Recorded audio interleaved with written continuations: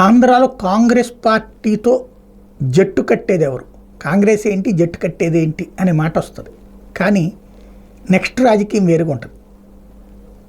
జాతీయ స్థాయిలో రెండు రకాలు ఇక్కడ, వైఎస్ఆర్ కాంగ్రెస్ పార్టీకి తెలుగుదేశం పార్టీకి.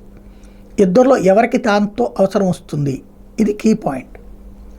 తెలుగుదేశం పార్టీ ఇప్పుడు భారతీయ జనతా పార్టీ జనసేనలతో కలిసి పోటీ చేస్తుంది. ఈ జట్టు ఇలాగే సాగితే నో ప్రాబ్లం. తేడా వచ్చినప్పుడు తెలుగుదేశం పార్టీ కాంగ్రెస్ వైపుకి ఏమైనా వెళ్తుందా? గతంలో అయితే కాంగ్రెస్కి వ్యతిరేకంగా పుట్టిన పార్టీ పొరపాటు కూడా కాంగ్రెస్తో వెళ్ళే ప్రసక్తే లేదని అనుకుంటాం. అయితే క్రిందటిసారి కాంగ్రెస్తో జట్టు కట్టింది 2018. అది కీ పాయింట్. ఇంకొకటి, ఇప్పటికి కూడా కాంగ్రెస్ పార్టీతో మంచి సాన్నిహిత్యమే మెయింటైన్ చేస్తుంటుంది. మరొక వైపున భారతీయ జనతా పార్టీ, ప్రస్తుతం భారతీయ జనతా పార్టీ కలిసి ఉంది.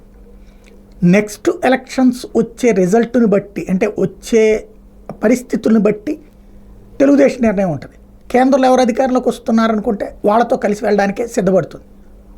ఇది తెలుగుదేశం వ్యవహారం. జగన్ పరిస్థితి ఏంటి? వైఎస్ఆర్ కాంగ్రెస్ పార్టీ కాంగ్రెస్తో జట్టు కడుతుందా? కాంగ్రెస్ పార్టీకి వ్యతిరేకంగా పుట్టినటువంటి పార్టీ వైఎస్ఆర్ కాంగ్రెస్ పార్టీ. కానీ ఇప్పుడు తాజాగా వాళ్ళ పత్రికల్లో వస్తున్న కథనాలు, వాళ్ళ సోషల్ మీడియా వింగ్ అబ్జర్వ్ చేస్తుంటే క్రమంగా కాంగ్రెస్ వైపుకి వాళ్ళ మొగ్గు కనబడుతోంది. ఎందుకు అంటే జట్టు అన్నటువంటిది అవసరం.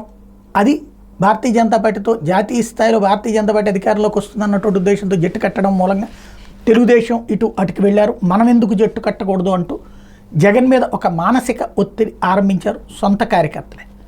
గతంలో కాంగ్రెస్ని ద్వేషించిన వాళ్ళు, దూషించిన వాళ్ళే ఇప్పుడు బీజేపీని తప్పు పట్టడం ప్రారంభించారు. ఆ క్యాడర్ సైకలాజికల్గా అట్లా ప్రిపేర్ అవుతున్నారు. అంటే సైకలాజికల్గా జగన్ అటు తీసుకెళ్లేటటువంటి ప్రయత్నం చేస్తున్నారు. కానీ జగన్కి కాంగ్రెస్తో రెండు రకాల సమస్యలు ఉన్నాయి. ఒకటి, తన సొంత చెల్లి ఆ పార్టీలో ఉంది.